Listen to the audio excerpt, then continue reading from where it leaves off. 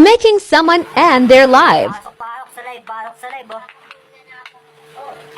Ano, wala nang nanonood ah.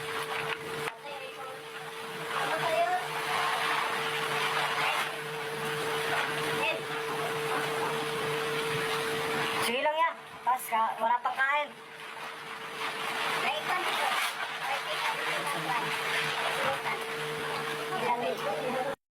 Ba, kung ina-warningan yung ano natin ah. Live ko ah. Maaaring mag-restrict ang iyong account sa loob ng 10 minuto kung hindi ma-end ang live. Bago lang yan ang panalo. Nendo natin yung live guys. Bele Kids. Mare-restrict yung ano natin account to, sabi ni TikTok. Bakit naman? Ano yung ano? Ano yung ano natin? Lalabag na rules. Yung pagmumura. Okay. Noted.